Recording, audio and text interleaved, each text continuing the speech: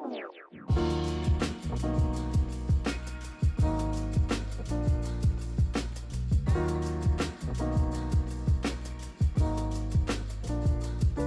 to another episode of GQ Speaks, your go-to platform for insightful conversations, captivating stories, and thought-provoking discussions.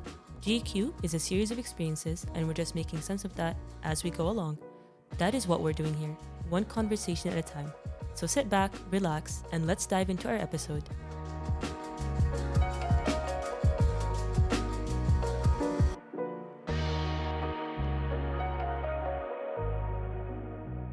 Okay.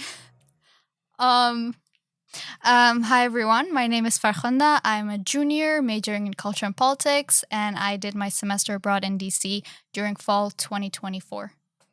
Hi, my name is Tashafee. I am an I history major and I'm a rising senior. I also did my study abroad in DC last fall. Hey everyone, my name is Mariaa. I'm junior. I'm international economics major, and as guys, I also went to DC in fall 2024. Hey everyone, my name is Jay Pacer. I'm an international politics major, a rising senior, and I also did my study abroad last semester. Surprise, surprise. Well, everyone did it at the same time. Mm-hmm. So we can start talking about our academic experience first, I guess. Yeah. I am a culture and politics major, and I think with culture and politics, you have a bit of flexibility in terms of what you want to take in terms of classes.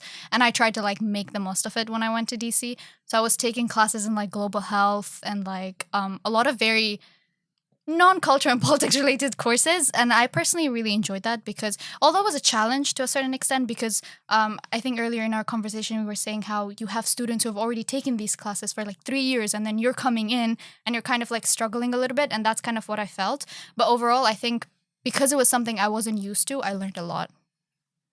I think for me, one thing that was really, really stressful in the academic aspect was doing Arabic in DC.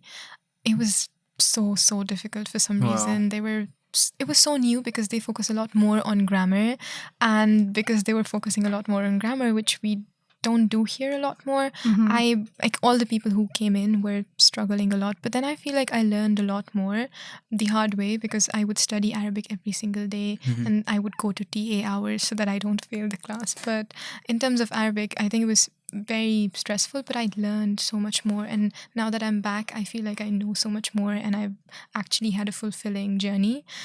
With terms of history, as an history major, I did not take a lot of history classes because I wanted to explore, and I wanted my semester to be a bit light, so I took one history class, which was America in the 60s. It was really interesting, but it was a big class, which is a complete contrast from classes here.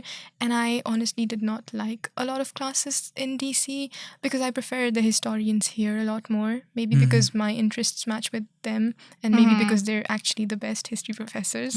Yeah. But yeah. Wait, how many classes did you take? I only took 3 classes. 3. 3 the whole semester? Yeah, but Arabic was 6 credits, so. Oh, Okay, that's fair. And was that your first Arabic? No, it was my... What Arabic? 5th Arabic, I think. Yeah, you've been doing Arabic since freshman year. Did you have any other GQ students, or was it I just did. you? It was me, Iman, and Adelina, and we have a group chat called Arabic. The 3 of you. Yeah. The group chat is called Arabic Hell, so that says a lot about our experiences. Okay.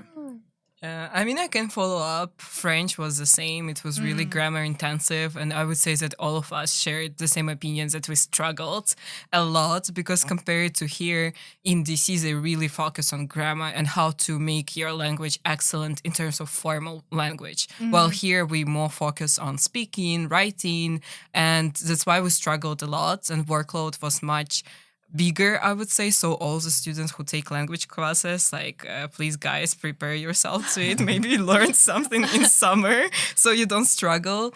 And also I think for economics major, what you should understand here, our economics classes here are the biggest compared to IPOL, because in our class we have 40 plus people, but there you have 70 plus.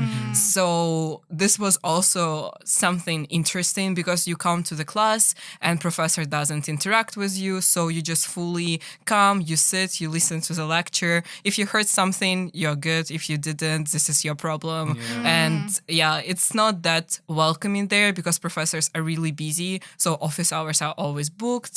And so I mostly studied by myself. So if you're an econ major, you should understand that taking all the core economics classes will be harsh and based on your self-studying. And for electives, I felt that my elective was really hard. It was hard because it was mostly focused on mathematics. So also you should be prepared to know that most of the econ electives there are not that theoretically based. Most of them are really based on calculus. So you have to be really like considerate of it, because I struggled so much. I was crying after every exam, but it's You made it. experience. Yeah. You I made made it. No, 100%. I think like the point about the class size and like professors being very busy, I also faced that a lot. Like it wasn't just like an econ thing. Like the class was big, firstly, and secondly, like the professors, they just have so much on their plate. And so this one time, like I needed guidance on my final paper, and I kept like emailing the professor and like trying to go meet them in their office hours, but they would always be booked. So what I had to do is just go stand outside their office. Yeah. Like that's literally what I did. And I waited until the professor ended for them to only be able to talk to them for like 5 minutes, you know? So it's just that I think that's something students should keep in mind, that we here are so blessed to have like professors who make the time and space to talk to you, to talk to students and build that one-on-one connection. Not to say that you can't have that in DC. I think that's definitely something you can have, but it's important to be mindful of the fact that not all professors will have that much time at hand. And so will you know? You would want to like explore around, so it would be very tough to manage here and there. How big was the class though? It was quite big. We were about 30 students, I want to say. And this professor, I think they were also like, they were like, they had a really high position in UN AIDS. So when I was like outside their door, like I overheard conversations about like, oh, we should give funding to this country. So like really intense stuff, but also that goes to show like the kind of things that professors there juggle with and the kind of like responsibilities that they have, I guess. Well, as an IPOL major, I had a lot of fun with DC and all of the classes that I took there. Before I went to study abroad, one goal that I had in mind was that I need to get my IPOL electives done and dusted before I go back to Doha, and that's literally what I did. I took 5 electives that would take my major, and so when I came back here, it was all finished. In terms of my classes, I had a lot of fun with it, especially my prisons and punishment class, which is my biggest class that I took. We were about like 150 people in that class, and the experience itself was the class itself was fun. Like we went to prison, we went to like the superior court. We went to prison. No, we didn't go to prison per se, but we visited a prison. And then I took a bunch of classes on gender and religion in relation to international politics. So that was really, really fun. And I took a 1-credit class with the Kali Career Center. Oh, yes. Yeah. Me too. That was Did you an enjoy experience. It was nice, but I think because it was very like centered around the experiences of students there, I found that a lot of things weren't really applicable to me. Like they had student fairs, which was like helpful, but like a lot of the employers need students who are studying there and like have like they meet certain criteria. For me, that wasn't really helpful, but I guess the experience was helpful in a sense. Yeah. I don't know how different it was for you. I think it was also the same experience in a sense that, we were required to go to career centers for that class. And then I went up to employers, and obviously they were looking people that were studying in the US. Yeah. And so much of the lessons that I gained from that class itself was just, crafting my CV, crafting resumes and letters and stuff. Yeah. But did you feel that most of the opportunities in DC were more DC students oriented, or what do you think about it? Like clubs, opportunities, a cappella groups, I don't know, what did you feel? I think they were inclusive to us, but if they were temporary or if they did not involve like a job or an internship, because as an F1 student, you're really restricted. You can't work outside. So there were a lot of things that you couldn't do. But nonetheless, the clubs were, I think they were really, really inclusive. I met with so many club members, especially because I joined this club called Outdoor Education, and they were so much more open to me joining them. They were like, oh, we'll have having frisbee practices. Why don't you join us? Even if you've never played, we can just hang around.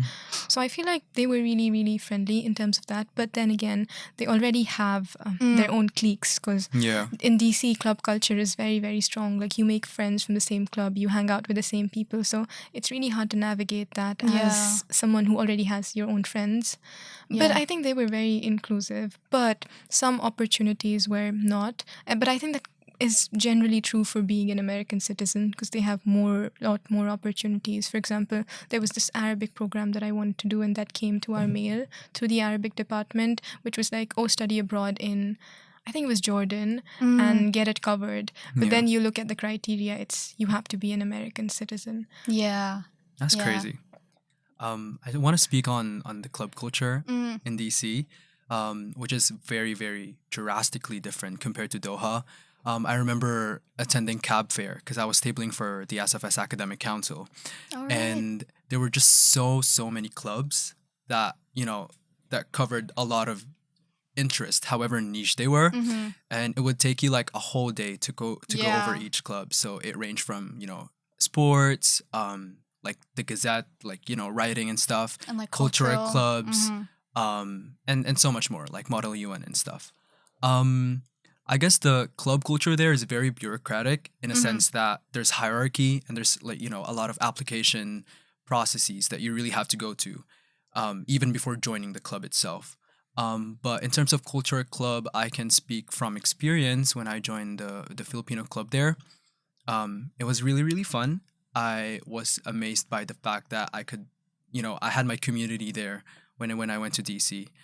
Because I was expecting that not a lot of Filipinos were going to be there. And to my surprise, there were actually a lot. I don't know if that's the case for you guys. If you ever joined cultural clubs within your nationalities, what was your experience? Were they like Filipino Americans?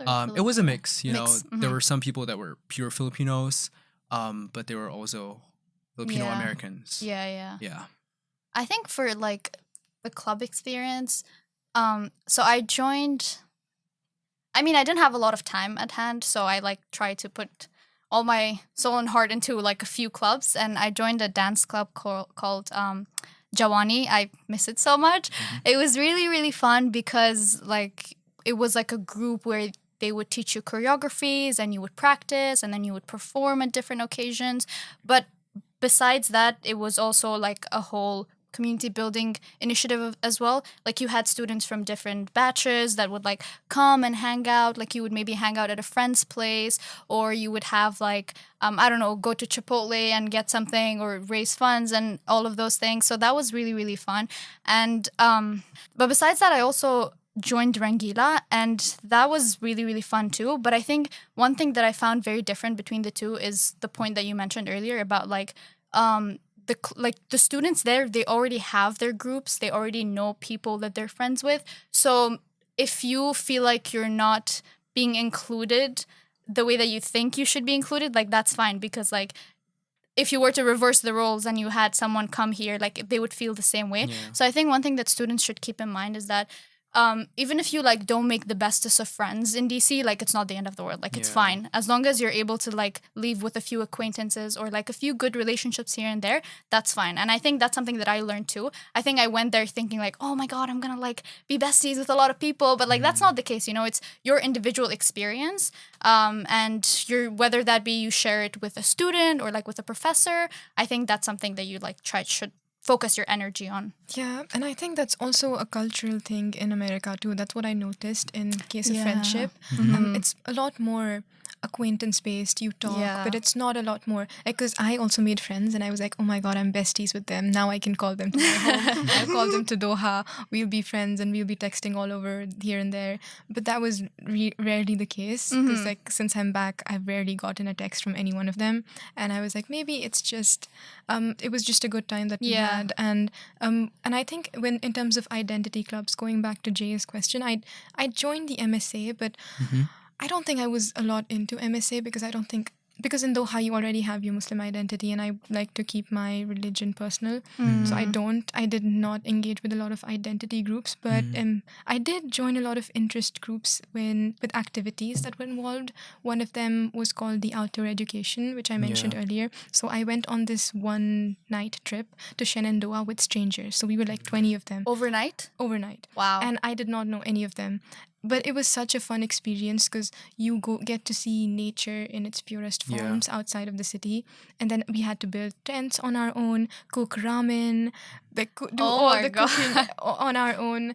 And you do it with strangers because I did not know any one of them. And I was like, okay, what am I going to do with them? But I made a lot of acquaintances, and it was so much more fun. And through that club, because I went on a number of treks too, and then by the end I did a rock climbing thing. And you would see a few people coming in, or the club leaders coming in, and they were trying to be so much more inclusive to me because they're like, because it's like, oh, you see a hijabi, and then I look so different, I have a different accent, but they were trying to be so much more inclusive. They were like asking me, because we were playing games and talking around, they would always be like, oh, hi, what do you think? Yeah. Even if they were really bad at pronouncing my name, they were trying their best to be inclusive. No, yeah. But I think like if you want to join clubs, if identity-based groups or nationality-based groups are your thing, you should definitely go ahead. I'm sure you're going to make great acquaintances. But if that's not your thing, you can find other things. There are so many activity-based clubs and volunteering-based clubs. Yeah. True. I love how like clubs, even so, they're really bureaucratic. And like once I had such a funny experience of going to a hip hop club, and I thought they would teach us. Was it at the beginning? Yeah. Like my friends just got me there. They're like, let's go. And I'm like, okay, I hope they will teach something. But they didn't teach us. They just like were, okay, we will show you a dance for tryouts, and we'll see you on Saturday for tryouts. Yeah. And like, I don't dance at all. And it was such a humbling experience. Like it was so funny. But at the same time, I felt that, they're trying to be inclusive as possible, no matter what events or what clubs I attended. Either it was American Sign Language, or it was running club, or Ukrainian society. You will see people coming from different identities, different like majors, even schools, because here we're only SFS, but there we have business school, we have med school, law school. So you'll see all of them coming together, and they're always welcoming. Yeah, of course, most of the time you will not even say hi on the next day because they will not recognize you. But at the same time, they are always open. And especially when they heard that I'm from Qatar campus, they would ask like hundreds of questions. Yeah. Of course, some of us had negative experience, but most of the time, I love how curious they were. Like they were always curious to know, who are we? What are we doing? I really loved how they always ask questions about Ukraine and about the current situation. And for Ukrainian society, like here we have only 3 of us, but there it's like a big community. And like it was so nice. And it's welcoming to everyone. Yeah. This is what I like, that, for example, here I felt Ukrainians are more interested in Ukrainian club, Iranians are more interested in Iranian club, but there you'll see people from different nationalities coming together and spending time together, which I really appreciated. So like, feel free to come to Ukrainian society events. And my tip probably is to get opportunity to sign for their newsletters, because considering that we are not part of the club, because for example, because of this bureaucracy that Jay said, you cannot become a part of the club, but at the same time you can attend their social events, which they always send in the newsletter by email. So on the club fair, it's really important to leave your net ID, so you will get like to know what they are doing every week. And clubs there are so serious. I was so scared when I saw their newsletters. Like, it's so well prepared, so organized. And I know that my friends from Ukrainian clubs, they plan events like 2 months ahead. And I'm like, wow, this is what... Their clubs are like their babies. Like they nurture them, and then they put their heart in. So it's like their personality, their identity, which I love. Like that's That's really amazing because you put in so much work and effort into it and you kind of like see it grow. I was actually going to say that one of my team members from Joani is actually planning on coming next semester doing study abroad. Nice. So that goes to show that, how interested people are in learning more about the campus that we have here and the kind of opportunities we have here. So yeah, the experience was really nice. And I think the point about like newsletter, I think it's not only clubs, but also like other schools, other like departments and institutions within Georgetown. Like they have so many different newsletters, and I found a lot of different opportunities through those, like going to their different events and seeing maybe for like post-grad plans, maybe if they have anything. So I would constantly like sign up to different newsletters that they had, and through those like you have a lot of different opportunities that you can like make use of. I guess one thing that really made my Georgetown main campus experience really interesting was the fact that there were other schools that we were mingling with. Because you know how, like, as Mariaa said, we're only the SFS, and when we go there, we're part of the SFS. And when I went there, we would have the MSB, the college, and the School of Health. And so in terms of like them being curious about Qatar, I had this one interaction with an MSB student when I told him that I was in the Qatar campus of the SFS Georgetown. And then he goes, "Oh, where's Doha?" And I'm like, "Oh, it's in the Middle East. It's the capital of Qatar." Yeah. And then he goes, "Is Qatar like a state or a territory? Like, where is it close to?" And I'm like, "Oh, do you know the UAE, Saudi Arabia?" And then he goes, "Yeah, I think I'm kind of familiar with those." And then I go, "Oh, do you know Dubai?" And he goes, "Oh, of course. it's that area." And so it's this kinds of interaction that I really, really find interesting. And it's not only, it didn't happen once, it happened to a lot of people. No, same. And second thing that I want to say is, like, again, sorry, going back to the newsletters, it's something that you really must look forward to and must engage with, because you have no idea about the amount of events that I partook on. Period. Because of those newsletters. No matter how like crazy they are, just put yourself out there. Yeah. And take advantage of the experience and the opportunities. Yeah. I think with that note, like how was your first week in DC? Did you love it? Did you hate it? Were there any experiences? Because I want to go off of Jay's point of people being ignorant. And I had to go in to get my bank account sorted. So I go first week, and it's raining, and I'm already not liking the fact that I have to walk so much. And it was really, really humid when we initially went. Yeah. So I walked to the bank, and I have no idea how bank works. I've never been to a bank before. And then this guy comes in, he was a banker, and he's like, "Oh, come in, I can help you." And he was really, really extroverted, and he's supposed to build a relationship with the client, which is a very capitalistic thing. And I was like, why is he being so nice to me? Because banks back home, no one's going to care about you as a customer. Yeah, so he's like, "Oh, have a seat, sit down." And then he goes, "Oh, where are you from? You look very foreign."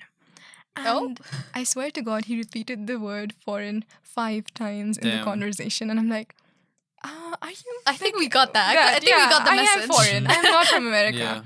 And then he also goes, "Oh, you have a foreign accent. Where are you from?"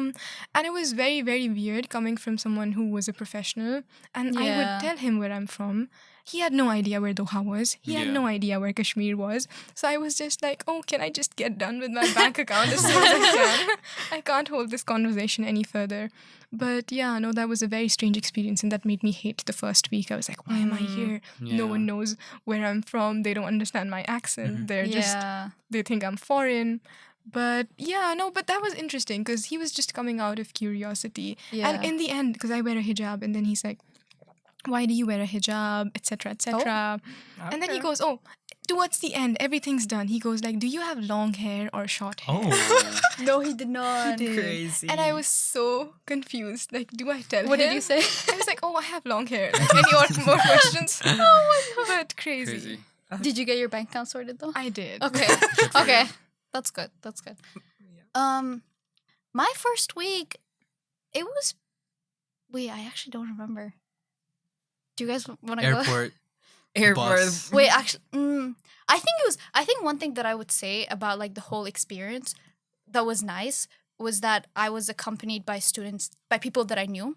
I think we had something unique about our group that we were a lot of us.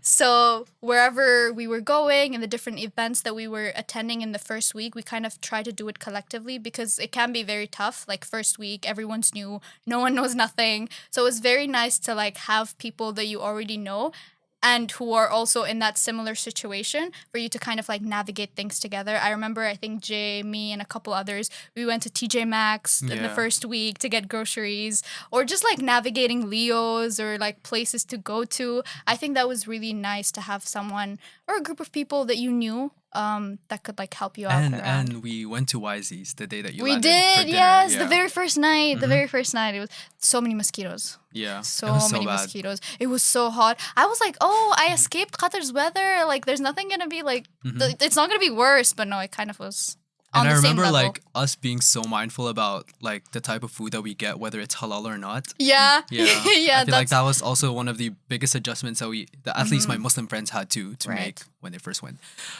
For me, on my very first week, at least on campus, was really nice only because I did DC Doha Dialogue. Shout out to my DC Doha Dialogue gang. Yes. So through that program, I was able to go to the US like very early on. I think it was August 10, and everyone had to early, yeah. move 22nd. 22nd.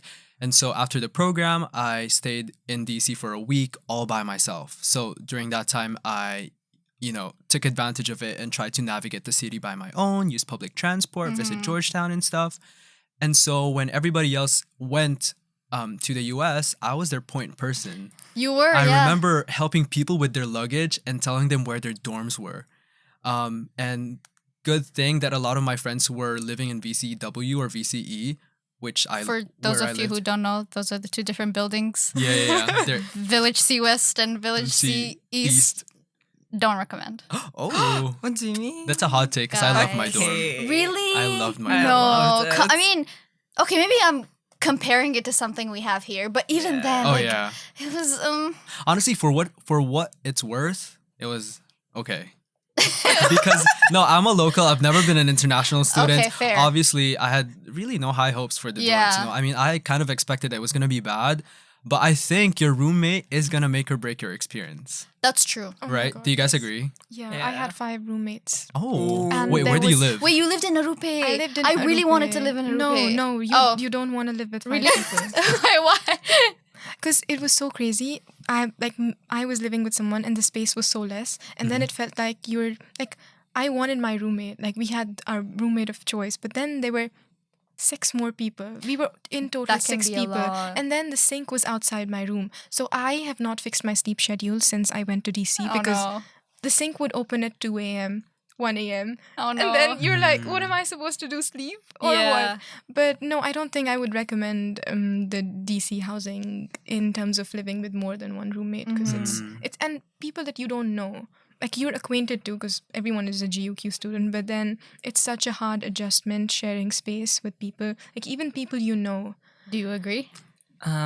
I mean, I had 3 roommates and we were all living together in one room. So we didn't even have this luxury of having like double rooms. We just Yeah. all 4 of us shared. Which dorm was this? It was VCW. And yours was like so fancy. Yeah, like you yeah. had 2 You guys were floors on the in very the top same floor. room. Yeah, we had 2 floors and we had insane view on Healy Hall, and like we had a staircase inside of the room. Yeah. Like, okay, it sounds bougie, but we had 4 of us, 4 girls, 1 bathroom, and like our wardrobes were on the first floor. So your morning begins from the hustle to go downstairs, go up, go Yeah. downstairs and up. But like, I mean, I loved it. It was hard for us to adjust, of course, because like some people like to spend more time in shower. Some people wake up 10 minutes, brush teeth, look at the mirror and leave. So it was kind of interesting. But I mean, yeah, I agree with Farkhunda. It's not comparable to what we have here. So you have to like prepare yourself. And yeah, don't like my small tip when you sign like Google Forms to Angela, never mention 4 people together. Just mention 1 person because Yeah.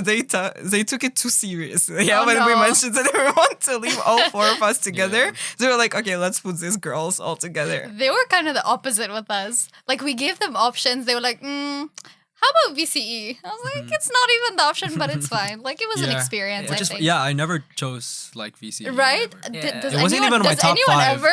Do you want No. secrets? Like my friend who studies on the main campus, she told me that all exchange students are in VCE or VCW, and only guys like are- the chosen ones get to Arupe or McCarthy. But mostly like VCE and VCW are the dorms for exchange, for transfers, and those who have like academic, how is it called? When you have to live in single. Accommodation? Yeah, accommodation. So like even if you try to choose something else, Yeah. you will not get it most likely. You'll get something from these two options. So small secrets. Oh, well. Yeah.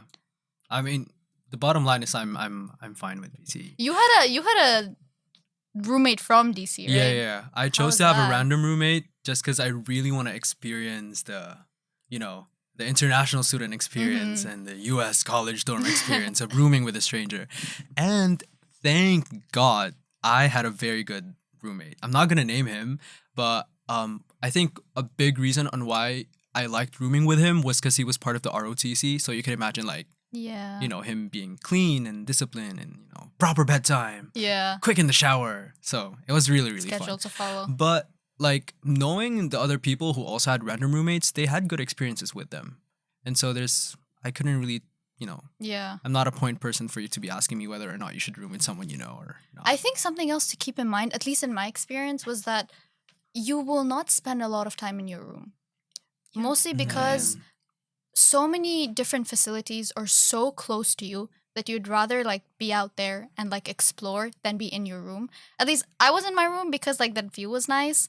But besides that, like I would spend a lot of time like going to classes or like going to Leo's for my meals, or like going to practices for my dance practices, or just like hang out with friends at their place, or going downtown DC, all these different places. I think that's so if you end up in a room that you're not really happy with, like it really doesn't matter, because at the end of the day you're there to kind of experience the life that DC has to offer, Yeah. not the life that your room has to offer. So I guess If you are spending a lot of time in your room, like I did for the first half of the semester, just don't.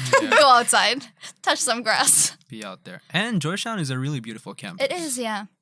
Especially like towards the end of the semester when the weather gets a bit cold and Yeah, chilly. chilly. And, it's nice to spend your time in front of Harbin or at Levy watching the Yeah. sunset.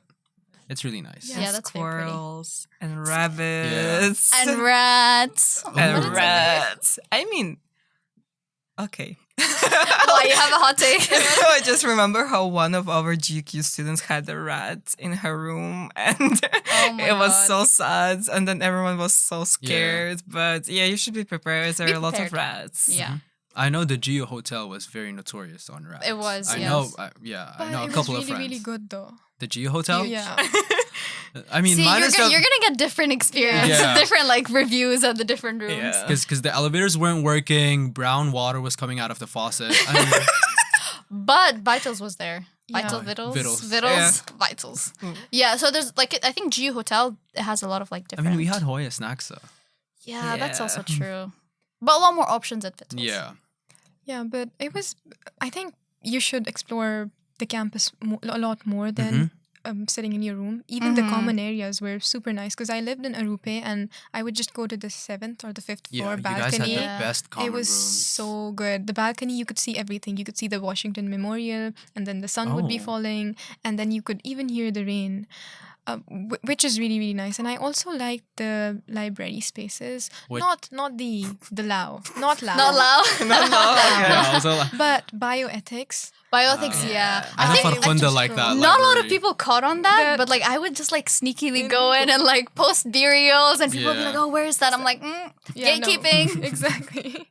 And then I think that was my favorite studies place to be in, even though it used to be crowded because I don't Very, know, yeah. somehow everyone got to know about it. But I at the know, right? time, we loved it. And then going in was a bit hard, but I think it was a really nice place to study and a really aesthetic Mm-hmm. place Yeah. compared to Lao. To Lao. Yeah.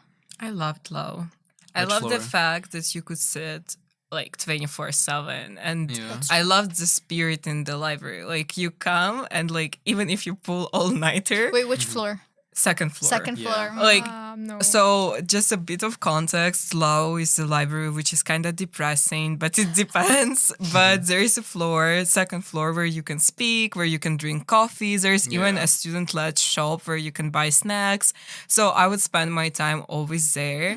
And like, yeah, it looks depressing, but I'm telling you, like the spirit there, like seeing all people studying, doing group assignments, and you will see people studying chemistry, economics, mathematics, Different things. TAs coming and And their teaching in Lao. whiteboards. Yeah. Whiteboards.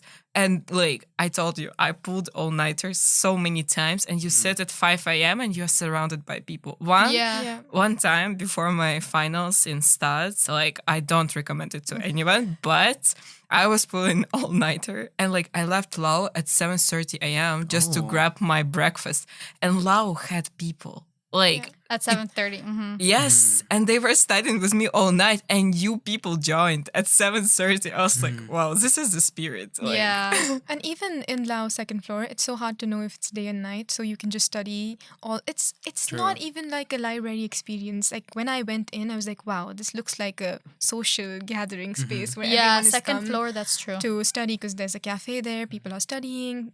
People are teaching, and you don't know what time of the day it is. It's almost because like a it's factory, you know. Yeah. People with their corp coffees and Red Bulls and their ramens. That's true. Oh my god, the culture of soda. Like I have never seen people drink Red Bull for breakfast or Coca-Cola Yeah. for breakfast, and then you go to class and you're like someone with a yerba something in the morning. That's Yeah. so true. And there's a variety of them. Like Yeah. your whole perception of like energy drinks just changes. At least mine, like towards the end, I got so addicted to them because like I had to like finish up assignments and everything. So it was nice to have like all the different student-led shops have access to them. But I feel like for me, 5th floor of the library was the best. I Me still too. have so many pictures. 5th and 4th, I loved it. Because you could literally see Potmac River, and I would see people kayaking, and then I really wanted to do that. But Did you guys get to? No, because they closed. They So- closed really early. Yeah. Yeah, I so wanted if you to, want to man. go, just go and Go kayak. early. Go early. Don't do wait. everything early, please. Like the Plan moment ahead. you land, just go to Potomac River and just kayak. Yeah, that's all. That's. I was gonna ask, did you guys like do something that you didn't think you would do, and like a new experience that you didn't see yourself doing? Okay. I feel like that was such a. Yeah, actually, I had one experience. I joined the Catholic ministry. Oh. And I joined one of their Catholic retreats. We went to the CCC in Virginia, which is the place where they hold their retreats and their escapes, and it was really, really fun.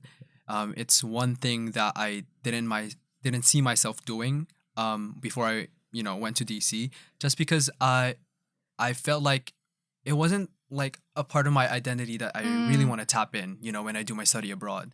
But then, like at the middle of the semester, I was, looking for opportunities and things to do, and I was like, On what, the let me try it. newsletters. Yeah, on the the newsletters. And then you know what? Let me sign up and try. Especially because I saw some of my Muslim friends going to their Muslim retreat in the CCC as well, and the views were so nice. Yeah, So it was. I signed up, and the rest was history. I made friends, and fun fact, 2 of the people that joined in the retreat were actually part of DC Doha Dialogue. Shout out to Betsa and Tiffany. Oh, cute. So it was fun. Yeah, I think I did the retreat too with the MSA, and I'd never thought of doing an MSA retreat because I'm a Muslim. Like, what do you do in a retreat? Yeah. But it was really, really fun. And the sense of community was really nice, and the views were spectacular. I was like, I want to live here. And I think they didn't even have internet for a bit, so you sort of get cut off. But one experience that I did not think I would do ever in my life was rock climbing. And I really loved doing. I really wanted to challenge myself before leaving for DC, because I think that was one of the last things that I did in DC in terms of adventure sport. So I just went up and I was like, I've never done this before, but let's just tap into it. And it was honestly the best experience I've ever had in my life, sort of, because Wow. you're just climbing rocks and you don't really realize how much strength the tips of your hands have, because like they were aching afterwards. And I was like, this is something I've never experienced Yeah. before. Like, how does that work? But it gives you a lot of mental strength too, because I remember I was stuck and I like look at the instructor and I'm like, can I just come down? And she's like, do what you do. And I was like, I'm not coming down now. So I just go up, and it gives you a lot of dopamine. So I think you should also go to things that you don't think you want to do, Yeah. but don't think you would ever do, but really want to do. Mhm. Maybe take classes, because I think there are a lot of different options Yeah. for you guys.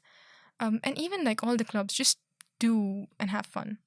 Yeah. Speaking of outdoor activities, I know some of our batchmates went skydiving All right. towards the end of the semester, and I saw the stories on Instagram, and I was like, "This is cool as hell." So Yeah. maybe you can skydive too when you go to DC. Yeah, there's a lot of things you can do. For me, actually, what I would never think is that I will show up to the home party where I know no one. And this was such a big deal, actually. Like, so what happened in DC, there is master student who is Ukrainian. And he was like, oh, actually, I'm having like a gathering today. We will watch a movie. We will play pool and like listen to music. Just come. And I'm like, okay, but who's coming? He's like, I don't know. And then when you come, people don't know each other. And it happened so many times, even when I met an exchange student who came to us for one semester. We went to New York to visit him and his family, and he just took us to the random home party of his middle school friend. And like when people were asking, oh, who are you? And we're like, oh, we're from this guy. And they're like, who is this guy? And we're They like, don't know. what do you mean? And this is Yeah. like, I noticed that this is so common. Yeah. That people are just like, oh, I will invite my friend, and my friend will invite their friend, and their friends will invite their cousins, sisters. And like, then you just show up and like you're in the most random conversations with most random people. And I wouldn't think that it would be the case, because back home, you always like try to gather your friends, and you never see strangers coming to someone's birthday, or strangers to come to watch movie together, or I don't know, play tennis. You would never see that. And there it was so common. Like, it was so strange. Yeah, like meeting. I think one thing that you learn is that you will introduce yourself a lot in Yeah. going to Oh my DC. God. Like every single day, you'll see someone new and you'll have to like introduce yourself. Oh, Yeah. this is my name. I'm from the Qatar campus. So that's one thing. But to answer my question, I never saw myself, even though it's like very like little, like I never saw myself cycling, and that's something that I took up going to DC. I know a lot of like fellow batchmates who really got into it. Like they would always like cycle back and forth to like different places in and around DC. And I think that's something to keep in mind for a lot of like students who maybe want to explore DC. Like that's one option that you have. And it's like a very cycling friendly city and pedestrian friendly city as well. So you have that option of like actually enjoying the experience without having to like take. Okay, Ubers are very expensive. Yeah, Don't take don't. Ubers. Don't even think about Don't it. even Delete think. the app. Yeah, right now. So you either walk or like cycle or even like take the metro. But I only took like the metro once or twice. Yeah, you don't really take the metro as much. It's a lot of like walking, and a lot of like cycling and biking Yeah. around. And like if you don't know how to cycle, just learn, because it's so much more fun. Yeah. Oh, you scooter too. Yeah, you can Scooter. scooter too. Yeah. But it was so funny because the first time me and my friend decided to cycle, we were at the Washington Monument and we had to get back to the campus. And we were looking at our options and there was something wrong with the bus, so we couldn't take the bus. And Oh, no. This is my friend who doesn't know how to cycle. She only knows it a little bit. Not like now she knows it. Well, shout out to Anupa. Oh, But it was the funniest thing that has ever happened to us. So we were like cycling and cycling. The Google Maps showed that it would take us 23 minutes. It took us 3 hours to get to to get to Georgetown. the dorms from the Washington Monument. And it was so funny because we were like biking and biking and biking. And a 3-year-old with their scooter would like just surpass us. I was biking and I was waiting for my friend. So it was more waiting than biking. But I think it was also a very good experience because when we walk by the Potmac, it was so sunny that like all the rays were falling on. Yeah. Like Yeah. I still, in my head, that scene is still like set. I don't think I can ever forget it. But it was, cycling like, is a must. And I think they have a discount for Yeah. students. For students, yeah. With Capital Bike Share. Yeah, It's like make, $25 per 1 year. make use of all the Yeah. discounts. And yeah. Amazon Prime. Amazon Prime, Definitely. Like 6 months Amazon Prime free. yeah. Yeah, we talked a lot about like opportunities in DC, like skydiving, cycling. What did you like the most? Like, did you like museums or going to Capitol Hill, like with Din Shireen or something like that? Is this like a general question? Yeah. Like on the just DC or? Yeah, DC and maybe US if you Yeah, had the both. opportunity to explore and travel. I mean, one thing that I really loved about the US and the study abroad experience was the travels and the breaks. You know, Halloween weekend, Thanksgiving, Christmas, winter break. Um, and I took advantage of those breaks and travel around the country. I went to New York twice to attend a concert, and for Thanksgiving with Yeah. friends, I went to Florida for winter break and went around the DMV area. And so, if you're a travel gal or girl, whatever, maybe that's something that you should look forward to as well. Yeah, I think it's that's one thing. I enjoy traveling too, but I think the one thing that I enjoyed the most throughout my experience was just joining the dance club. I think that was because it wasn't only that I got to dance, but also because like the club that I joined, Jawani and Rangila, they were like South Asian inspired dances, and like I did my studies in India, so it was kind of like a very nostalgic time too, because I kind of like I would listen to like Bollywood music, and I would see other people who would share like a very similar interest, and we would like perform together. So that was very fun, and just getting to know students and like their interests and bonding beyond like the practice sessions and bonding beyond like our sessions in what was the name of the gym that they had? Yates. Yes, bonding beyond Yates. I think that's something that was like my highlight for the Yeah. semester. Yeah, I think for me, similarly, the culture there is people are very extroverted, sort of. Yeah. Not to say everyone is, but most people are. And I think that is something that was the highlight. But by talking to like random strangers, I've talked to so many random strangers, and they've been so kind, and like I would always have a story to remember with all of them. So I feel like it's more so like when you go out, just like try to talk to people, talk to them about your interests, and like don't feel like you can't talk. But like I feel like compared to Doha, people are a lot more friendly, and people smile a lot more, because in Doha, like people are not approachable. Like you can't approach people in a mall, you can't go to them and say hi. But in DC, that was not the case. I remember when I first came in, I needed help with my luggage, and it was too heavy for me to carry, and like random people who worked in DC, as in like I think they worked on campus as I don't know what they worked as, but they just took my bags. They didn't even speak English, but they just helped me randomly. And That's so like sweet. something similar happened to me when I was traveling to Long Island to meet a family friend. Like someone just randomly like wished me Merry Christmas, and it was just all these cute experiences. Yeah. Like strangers were really, really kind, and just be approachable to everyone and just talk to as many people as you could. Yeah. I loved the fact that like we lived life outside of campus. Like I loved it, and all of us shared it today. That despite academics, despite being on campus, we still all managed to go out, to do a lot of stuff that we would never think of doing, and travel and get some acquaintances, and like have all of these incredible experiences. So I think we did great. Yay. Do you guys miss Yay. DC? I do. Yeah. I've romanticized DC in my head Yeah. now. Yeah. Well, we have one more year, and hopefully we get the chance to go to DC again. Yeah. Yep.